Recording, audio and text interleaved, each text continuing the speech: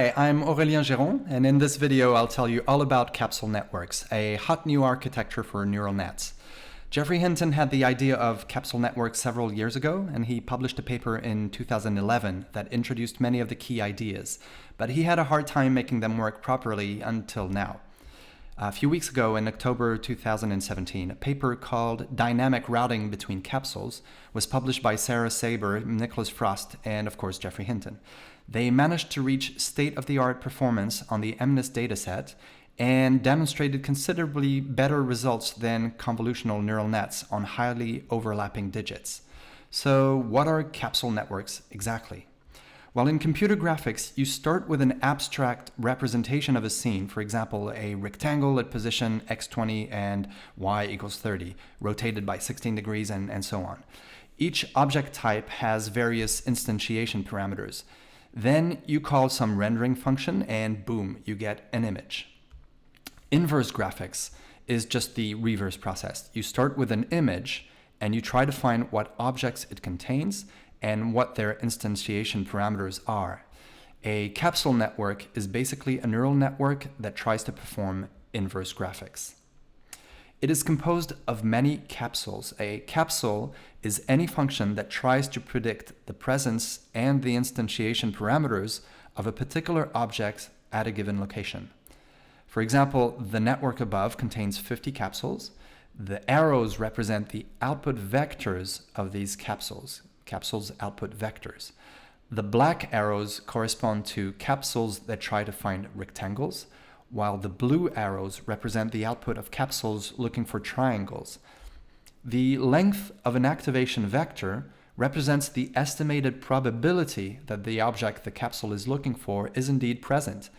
So you can see that most arrows are tiny, meaning the capsules didn't detect anything, but 2 arrows are quite long.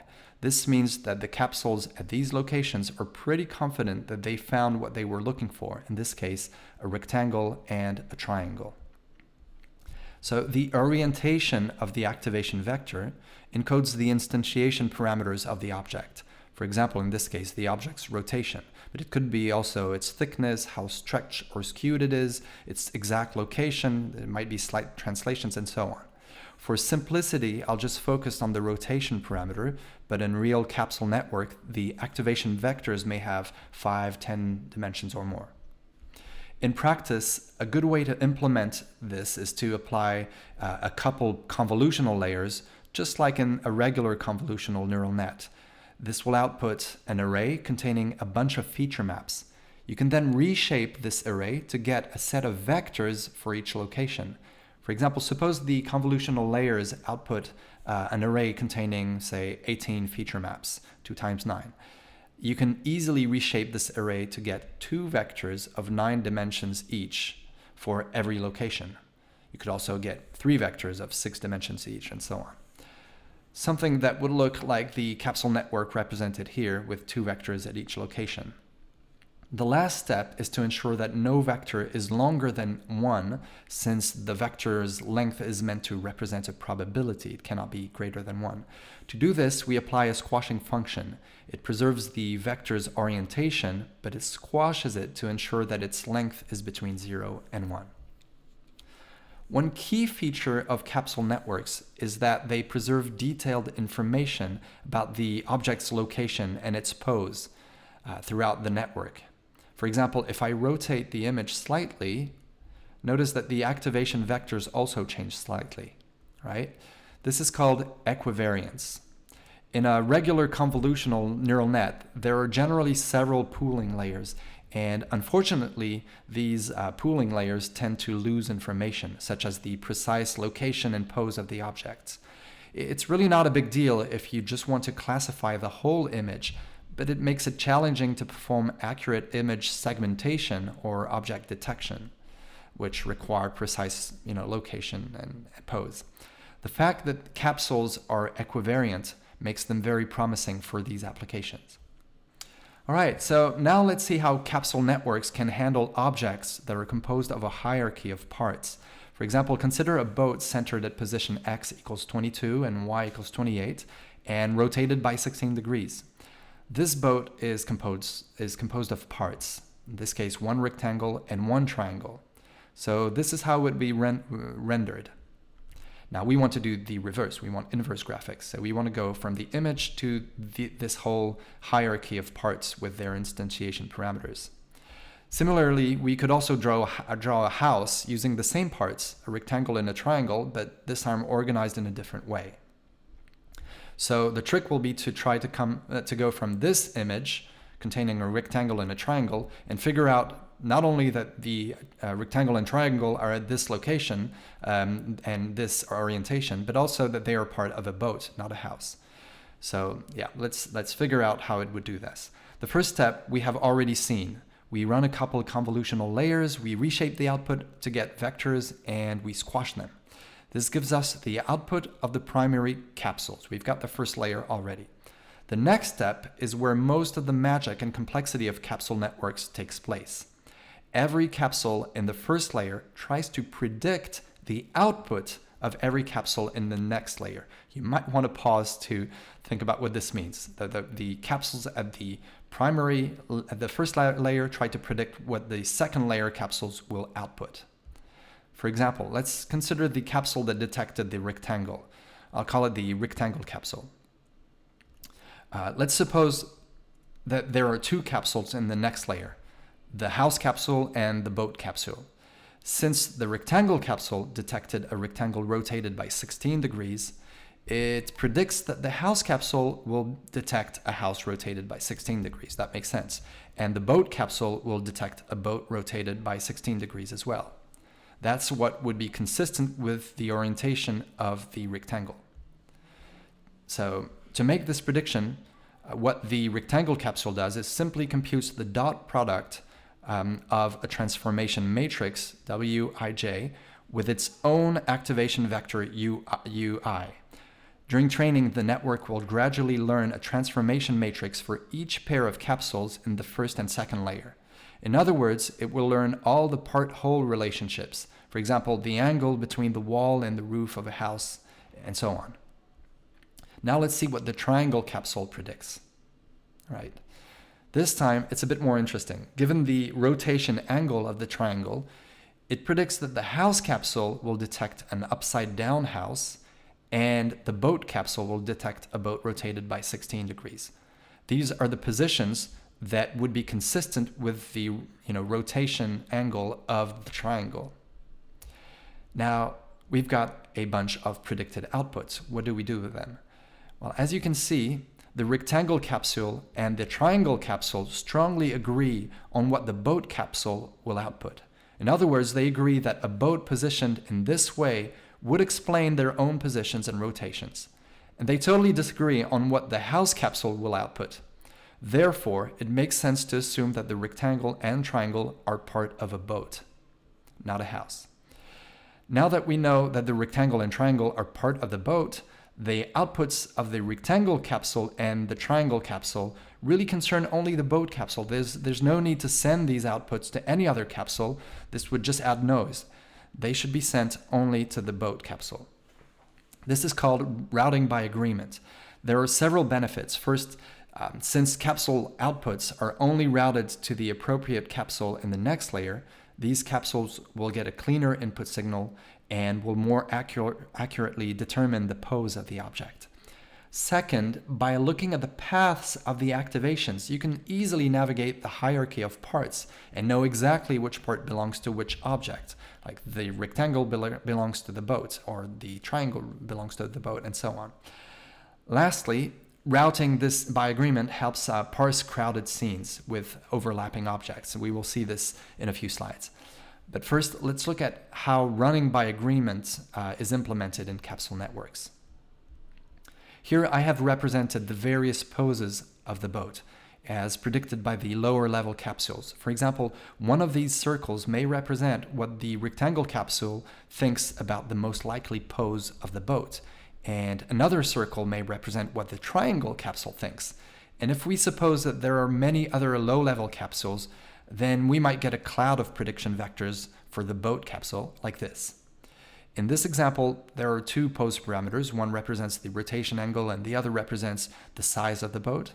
As I mentioned earlier, pose parameters may capture many different kinds of visual features like skew, thickness, and so on, or location, precise location. So the first thing we do is we compute the mean of these predictions.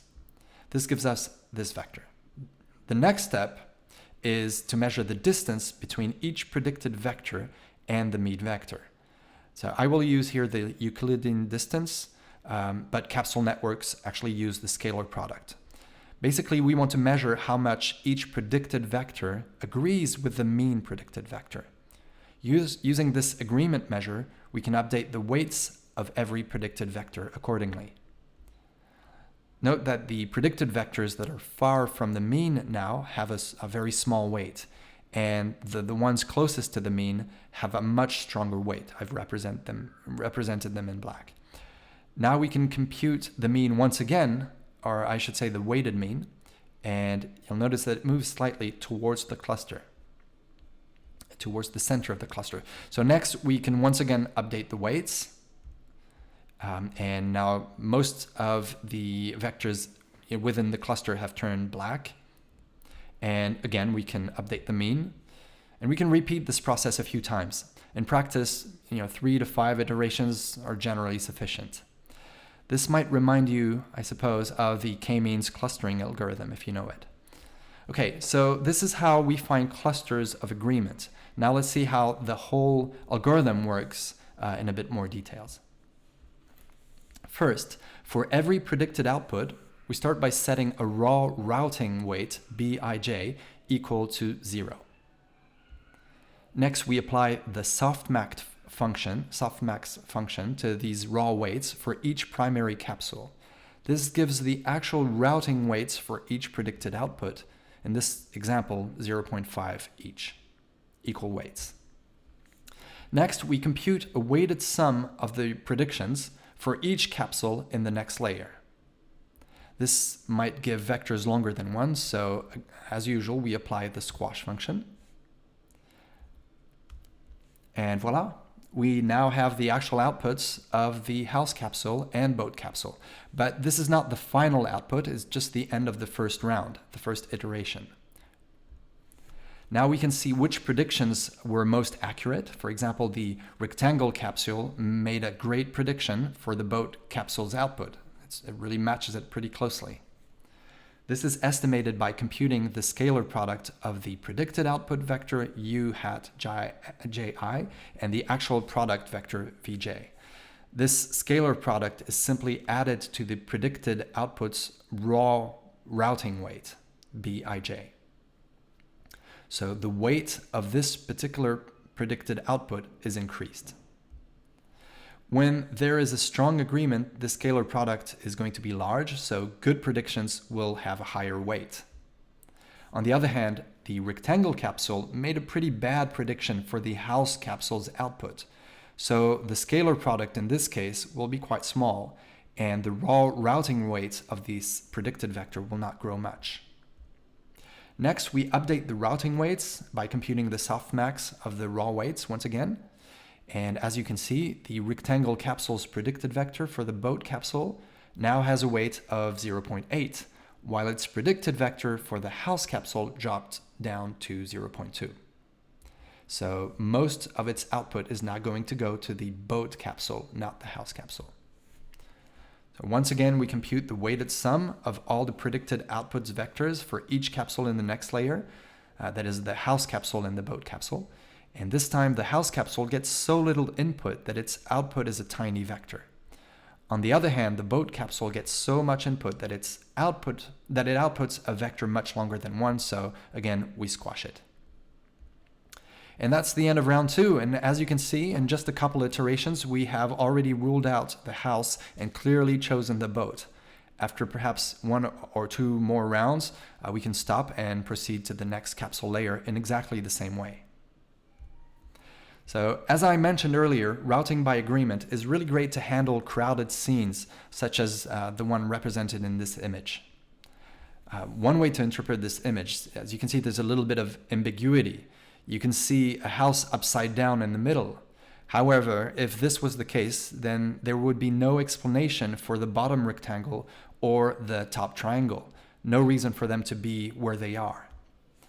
The best way to interpret the image is that there is a house at the top and a boat at the bottom. And routing by agreement will tend to choose this solution since it makes all the capsules perfectly happy, each of them making perfect predictions for the capsules in the next layer. The ambiguity is explained away. Okay, so what can you do with a capsule network now that you know how it works? Well, for one, you can create a nice image classifier, of course. Just have one capsule per class in the top capsule layer, and that's almost all there is to it. All you need to add is a layer that computes the length of the top layer activation vectors, and this gives you the estimated class probabilities. You could then just train the network by minimizing the cross-entropy loss as in a regular classification neural network, and you'd be done. However, in the paper, they use a margin loss that makes it possible to detect multiple classes in the image. So without going into too much detail, this margin loss is such that if an object of class K is present in the image, then the corresponding top-level capsule should output a vector whose squared length is at least 0.9. It should be long. Conversely, if an object of class K is not present in the image, then the capsule should output a short vector, one whose squared length is shorter than 0.1. So the total loss is the sum of losses for all classes. In the paper, they also add a decoder network on top of the capsule network. It's just three connected layers, fully connected, with a sigmoid activation function in the output layer. And it learns to reconstruct the input image by minimizing the squared difference between the reconstructed image and the input image. The full loss is the margin loss we discussed earlier, plus the reconstruction loss, scaled down considerably so as to ensure that the margin loss dominates training. The benefit of applying this reconstruction loss is that it forces the network to preserve all the information required to reconstruct the image up to the top layer of the capsule network, its output layer. This constraint acts a bit like a regularizer. It reduces the risk of overfitting and helps generalize to new examples. And that's it. You know how a capsule network works and how to train it. Let's look a little bit at some of the figures in the paper, which I find interesting. So this is figure 1, showing a full capsule network for MNIST. You can see the first 2 regular convolutional layers whose output is reshaped and squashed to get the activation vectors of the primary capsules. And these primary capsules are organized in a 6x6 grid with 32 primary capsules in each cell of this grid. And each primary capsule outputs an 8-dimensional vector. So this first layer of capsules is fully connected to the 10 output capsules, which output 16-dimensional vectors. The length of these vectors is used to compute the margin loss, as explained earlier. Now, this is figure 2 from the paper. It shows the decoder sitting on top of the CapsNet. It is composed of 2 fully connected ReLU layers plus a fully connected sigmoid layer, which outputs 784 numbers that correspond to the pixel intensities of the reconstructed image, which is 28 by 28 pixel. The square difference between this reconstructed image and the input image gives the reconstruction loss. Right, and this is figure 4 from the paper, also interesting. One nice thing about capsule networks is that the activation vectors are often quite interpretable. For example, this image shows the reconstructions that you get when you gradually modify one of the 16 dimensions of the top layer capsule's output. You can see that the first dimension seems to represent scale and thickness. The fourth dimension represents a localized skew. If you look at how the number 4 is modified from the left to the right. The fifth represents the width of the digit plus a slight translation to get the exact position. So as you can see, it's rather clear what most of these parameters do. Okay, to conclude, let's summarize the pros and cons. Capsule networks have reached state-of-the-art accuracy on MNIST. On CIFAR 10, they got a bit over 10% error, which is far from state-of-the-art, but it's similar to what was first obtained with other techniques before years of efforts were put into them. So it's still a good start. Capsule networks require less training data. They offer equivariance, which means that position and pose information are preserved. And this is very promising for image segmentation and object detection. The routing by agreement algorithm is great for crowded scenes. The routing tree also maps the hierarchy of objects' parts, so every part is associated to a whole. And it's rather robust to rotations, translations, and other affine transformations. The activation vectors are somewhat interpretable, and finally, obviously, it's Hinton's idea, so don't bet against it. However, there are a few cons. First, as I mentioned, the results are not yet state-of-the-art on Cypher 10, even though it's a good start. Plus, it's still unclear whether capsule networks can scale to larger images, such as the ImageNet dataset. What will the accuracy be? Capsule networks are also quite slow to train, in large part because of the routing by agreement algorithm, which has an inner loop, as you saw earlier. Finally, there is only one capsule of any type in a given location, so it's impossible for a capsule network to detect two objects of the same type if they are too close to one another. This is called crowding, and it's been observed in human vision as well, so it's probably not a showstopper. All right, I highly recommend you take a look at the code of a CapsNet implementation, such as the ones listed here. I'll leave the links in the video description below. If you take your time, you should have no problem understanding everything the code is doing. The main difficulty in implementing CapsNets is that it contains an inner loop for the routing by agreement algorithm. Implementing loops in Keras and TensorFlow can be a little bit trickier than in PyTorch, but it can be done. So if you don't have a particular preference, then I would say that the PyTorch code is probably the easiest to understand. And that's all I had. I hope you enjoyed this video. If you did, please thumbs up, share, comment, subscribe, blah, blah, blah. It's my first real YouTube video, and if people find it useful, I might make some more. If you want to learn more about machine learning, deep learning, and deep reinforcement learning, you may want to read my O'Reilly book, Hands-on Machine Learning with Scikit-Learn and TensorFlow. It covers a ton of topics with mini code examples that you will find on my GitHub account. So I'll leave the links in the video description. That's all for today. Have fun and see you next time.